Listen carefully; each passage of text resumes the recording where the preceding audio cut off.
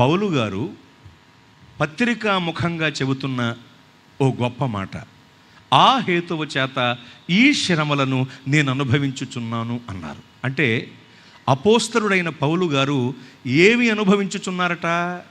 శ్రమలు. బాగా వినండి. చాలాసార్లు ప్రభువుని నమ్ముకుంటే కష్టాలు ఉండవు, ప్రభువుని నమ్ముకుంటే అన్ని ఆశీర్వాదాలే, ప్రభువుని నమ్ముకుంటే అసలు మీ జీవితంలోకి దుఃఖమే రాదు అని చెప్పేటువంటి వాళ్ళను మనం చూస్తూ ఉంటాం. నేను వాళ్ళని ఏమీ తప్పు పట్టడం లేదు, కానీ ఒక మాట మీకు బాగా తెలియాలి. కానా అను ఊరిలో జరిగిన వివాహ వేడుకలో ఆహ్వానం మేరకు అక్కడికి వెళ్ళి యేసు ప్రభువు వారు ఉన్నారు. ఆ వివాహ వేడుకలో ప్రభువు ఉన్నారు.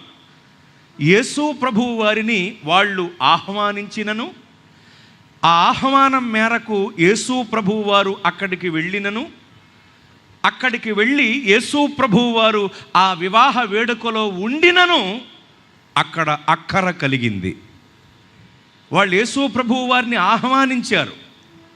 యేసు ప్రభువు వారిని వివాహ వేడుకలోనికి ఆహ్వానించి ఆ యొక్క వివాహ వేడుకలో యేసు ప్రభువు వారిని వారు కలిగి ఉన్నారు.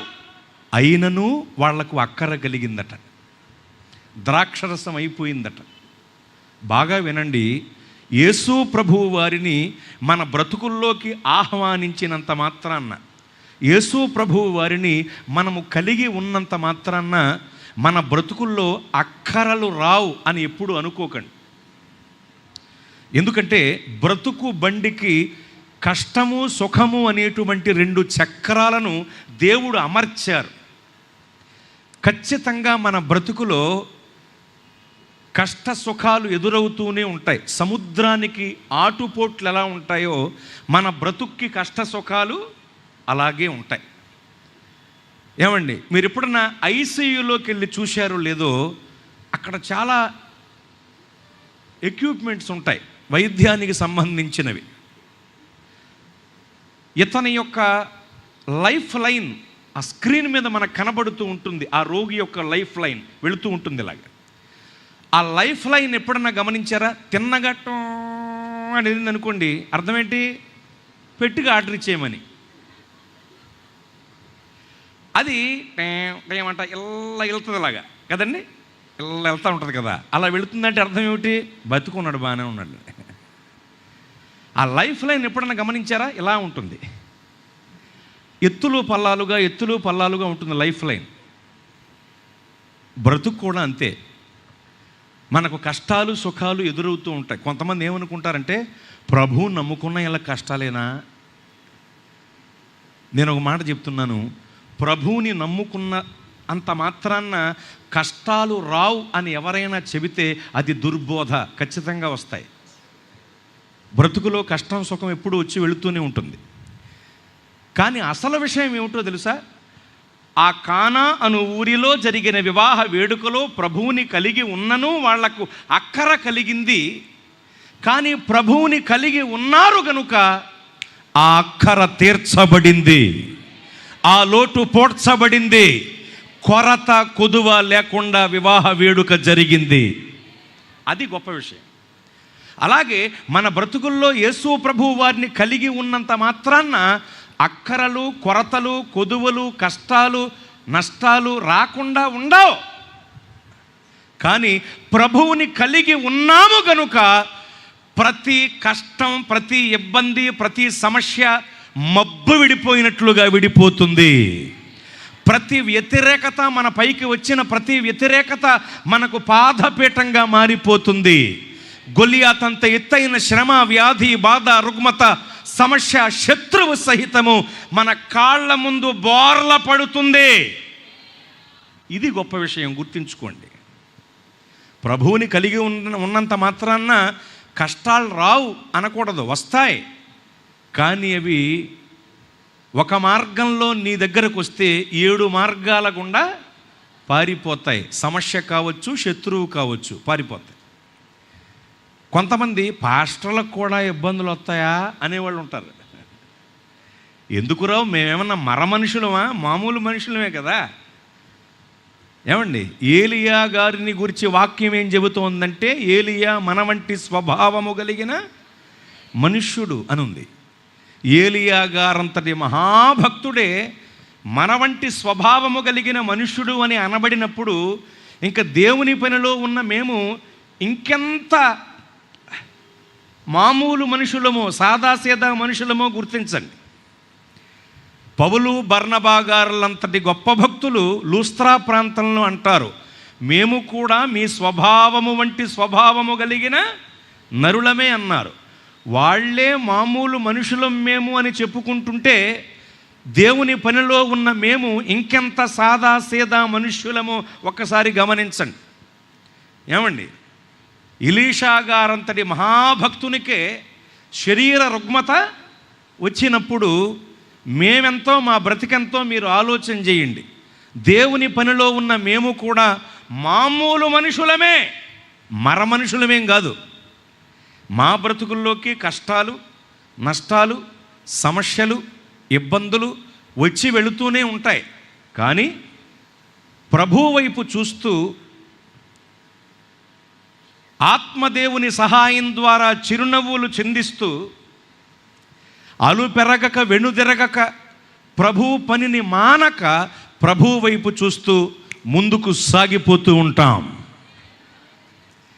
కనుక కష్టాలు రావా అంటే ఎవరికైనా వస్తాయి. అసలు ఏ కష్టం లేని మనిషి ఎవరో తెలుసా? చచ్చిపోయినోడు. వాడికి ఏ కష్టం ఉండదండి, అవునా కదా? ఏం చేయాలన్నా వాడికి మనమే చేయాలి. ఒరేయ్, కాళ్ళు చాపుని కూర్చుందామేంట్రా, పొదుగు మడుచుకో అంటే కాళ్ళు ముడుస్తాడండి వాడు? లేదు. ఏ కష్టం ఇబ్బంది లేనోళ్ళు ఎవరంటే సచ్చినోళ్ళు. బ్రతికున్నామంటే బ్రతుకులో ఏదో ఒక బాధ వస్తూనే ఉంటుంది. మనం వారం వారం కోసుకు తినే చేపలు కూడా ప్రవాహానికి ఎదురీదుతాయి కదండి. అలాంటిది మనం ఎదురెదకపోతే ఎలా, నిలబడకపోతే ఎలా? ఖచ్చితంగా నిలబడి తీరాలి. ఎందుకంటే క్రైస్తవ బ్రతుకుతున్నప్పటికీ, క్రీస్తుని మనలో కలిగి ఉన్నప్పటికీ మన బ్రతుకులోకి అనుమతించబడవలసినవి అనుమతించబడుతూ ఉంటాయి, రావలసినవి వస్తూ ఉంటాయి. అందులో కష్టాలుంటాయి, సుఖాలుంటాయి, బాధలుంటాయి, ఆనందం ఉంటుంది. అందులో ఆరోగ్యం ఉంటుంది, ఒక్కోసారి అనారోగ్యం కూడా ఉంటుంది. కనుక ఈ విషయాలన్నీ మీరు గుర్తుంచుకోండి. ప్రతిదీ కూడా మన మీదకి వస్తుంది. ఉదాహరణకు, బండ మీద పునాది వేయబడి కట్టబడిన ఇల్లు, ఇసుక మీద పునాది వేయబడి కట్టబడిన ఇల్లు బైబిల్లో ఉన్నమాటే. వరద, తుఫాను ఇసుక మీద కట్టబడిన ఇంటి మీదకే వచ్చిందా? బండ మీద పునాది వేయబడి కట్టబడిన ఇంటి మీద కూడా వచ్చిందా? రెండేళ్ల మీదకి వచ్చింది. అది గుర్తుంచుకోండి. బండ మీద పునాది వేయబడినంత మాత్రాన మన బ్రతుకులోకి తుఫానులు రావు అనుకోకండి. అర్థమవుతుందా?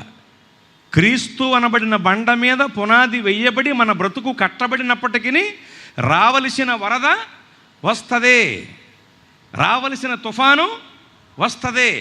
కానీ బండ మీద పునాది వేయబడి మన బ్రతుకులు ఉండబట్టి మనం నిలుస్తాం, మనం గెలుస్తాం, మనం ఫలిస్తాం, మనం జ్వలిస్తాం, మనము దేవుని కొరకు జీవిస్తాం. కానీ ఇసుక మీద పునాది వేయబడి కట్టబడిన ఇల్లు మాత్రం, బ్రతుకులు మాత్రం ఆ తుఫానుకి ఏమవుతాయి? కొట్టుకుపోతాయి. అదనమాట అండి విషయం. బండ మీద పునాది వేయబడినప్పటికీ తుఫాను కామనే, వరద కామనే వస్తాయి. కానీ ప్రభువుని కలిగి ఉన్నాం గనుక, ప్రభువులో ఉన్నాం గనుక వాటికి మనం తట్టుకుని నిలవగలిగే కృపను, శక్తిని, బలమును, కాపుదలను మన దేవుడు మనకు అనుగ్రహిస్తారు. కనుక క్రైస్తవ బ్రతుకుతున్నాము అంటే కష్టాలు రాకుండా ఉండవు, వస్తాయి, తొలగిపోతాయి. కబళించాలని చూస్తాయి, కాన రాకుండా పోతాయి. దేవుడు మనకున్నాడు గనుక. బాగా గుర్తుంచుకోండి. దైవజనుల జీవితాల్లోకైనా, విశ్వాసుల జీవితాల్లోకైనా అనుమతించబడవలసినవి అనుమతించబడతాయి, రావలసిన కష్టాలు, నష్టాలు వచ్చి వెళుతూ ఉంటాయి. అర్థమవుతుందా? అందుకనే పౌలు గారంతటి మహాభక్తుడు ఏమన్నారు? ఈ శ్రమలను అనుభవిస్తున్నాను. అంత గొప్ప భక్తుడికి శ్రమలు ఏంటంటే ఆయన ఏమన్నారు లోస్త్రా ప్రాంతంలో? మేము కూడా మీ స్వభావం వంటి స్వభావము కలిగిన మనుష్యులమే అన్నారు కదా, నరులమే అన్నాడు కదా. కనుక పౌలు గారి కష్టాలు ఏంటంటే వచ్చినాయి. మరి బండ మీద పునాది వేయబడినా ఏమొచ్చినాయి? వరదలో వాన వచ్చింది కదా. అలాగే కనుక పౌలు గారు కూడా శ్రమలు అనుభవించారు. శ్రమలను బట్టి పౌలు గారు కూడా కన్నీళ్లు కార్చారు. కొన్నిసార్లు ప్రయాణాలలో దొంగల వల్ల ఆయన మోసపోయారు, దెబ్బతిన్నారు. ప్రయాణాలలో కలిగిన ఆపదల వలన నలిగిపోయారు. కొన్నిసార్లు కపట సహోదరుల వలన ఇబ్బంది పరచబడ్డారు. ఇలా ఎన్నో కోణాలలో నలుగుతూనే వెలిగిపోయారు ఆయన. దేవునికి మహిమ కలుగునుగాక. నలుగుతూనే వెలుగుతూనే ప్రభు మార్గంలో ముందుకు సాగారు. అర్థమవుతుందా? నలుగుడు ఉంటేనే వెలుగుడు బాగుంటుంది, నలిగితే వెలుగుతాం. అవునా కదండి? కనుక గమనించండి, ఎన్నో విధాలుగా ఆయన నలగొట్టబడ్డారు, శ్రమలు అనుభవించారు. అయితే మీరు గుర్తుంచుకోండి, శ్రమలు ఉపకారం, శ్రమలే హారం. శ్రమలు క్రైస్తవాత్మలకు శృంగారం. అంటే అదొక అలంకారం. నిందకి 100, అవమానానికి ఆభరణము అనుగ్రహించే దేవుడు మన దేవుడు. కనుక గుర్తుంచుకోండి, శ్రమలు బ్రతుకులోకి వచ్చి వెళుతూ ఉంటాయి. దేవుడే కొన్నిసార్లు అనుమతిస్తూ ఉంటారు. మనం భీతిల్లకూడదు. ఎందుకంటే పౌలు గారంతటి మహాభక్తుడు శ్రమలు అనుభవించాడు. అందుకని అంటారు, ఈ శ్రమలను అనుభవించుచున్నాను అన్నారు. బాగా గుర్తుంచుకుని, ఈ శ్రమలను అనుభవించుచున్నాను. అయితే నేనేమంటానంటే, ఆ పైన ఏమన్నారు తెలుసా? ఆ హేతువును బట్టి ఈ శ్రమను అనుభవించుచున్నాను అన్నారు ఆయన. బాగా గుర్తుంచుకోండి. అంటే నేను శ్రమను అనుభవిస్తున్నాను, అయితే దానికి ఒక హేతు ఉంది, కారణం ఉంది. కొంతమంది నిష్కారణంగా శ్రమలు కొని తెచ్చుకుంటారు జీవితంలోకి, స్వయంకృతాపరాధాల వల్ల. స్వయంకృతాపరాధం అంటే తెలుసుగా, ప్రతివాడు తమ స్వకీయమైన దురాశ చేత మరులు కొల్పబడి ఏడవబడుతూ శోధింపబడుచున్నాడని యాకోబు గారి చేత పరిశుద్ధాత్ముడు వ్రాయించారు. అదే స్వయంకృతాపరాధం అంటే. కొంతమంది వాళ్ళకు వాళ్ళే శ్రమ తెచ్చుకుంటారు బ్రతుకుల్లోనికి. మీకు అర్థం కావటానికి చెబుతాను. తమకు పట్టని జగడమును బట్టి రేగువారు దాటిపోవచ్చున్న కుక్క చెవి లాగిన వాళ్లతో సమానమని సామెతల గ్రంథంలో ఉంది. కుక్క వెళ్ళిపోతుందనుకోండి, వెళ్ళిపోనివ్వాలి. మనకెందుకు, ఎక్కడికి వెళ్తావు అని చెవట్టుకు లాగేమనుకోండి, 1 కేజీ కన్నట్టుకుపోద్ది. అదే స్వయంకృతాపరాధం. చెయ్యకూడనివి చెయ్యటమే స్వయంకృతాపరాధము. కొంతమంది చెయ్యకూడనివి చేస్తూ స్వయంకృతాపరాధాల పాలవుతారు. ఇక్కడ ఇంకో మాట, చెయ్యవలసినవి చెయ్యకపోవటం కూడా స్వయంకృతాపరాధమే.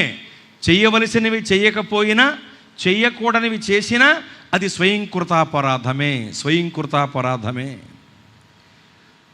సౌలు అనేటువంటి రాజు దావీదు అనేటువంటి అభిషక్తుణ్ణి పోగొట్టుకోవటం వల్ల, అతన్ని తరమటం వల్ల, ఆ అభిషక్తుడైనటువంటి దావీదు గారికి విరోధంగా ప్రవర్తించటం వల్ల అతని కుటుంబము, సౌలు యొక్క జీవితము నానాటికి నీరసిల్లిపోయిందని, దిగజారిపోయాడని లేఖనం చెబుతోంది. గుర్తించండి, అతడు చెయ్యకూడని పని చేశాడు కాబట్టే కదా నష్టాన్ని కష్టాన్ని జీవితంలో కొని తెచ్చుకున్నాడు. స్వయంకృతాపరాధం అది. అలాగే దేవుడు చెప్పిన మాట వినలేదు. అంతకుముందే మొత్తం అంతటినీ నిర్మూలించమంటే కొన్ని దాచుకున్నాడు అతను. దేవుడు చెప్పింది చేయలేదు, చెయ్యకూడనిది చేశాడు కాబట్టి పోయాడు.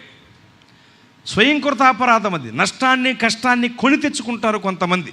దేవుడు చెప్పింది చేయకుండా, చెయ్యకూడనివి చేసి నష్టాన్ని కష్టాన్ని కొని తెచ్చుకునేవాళ్ళు స్వయంకృతాపరాధం చేసేవాళ్ళు.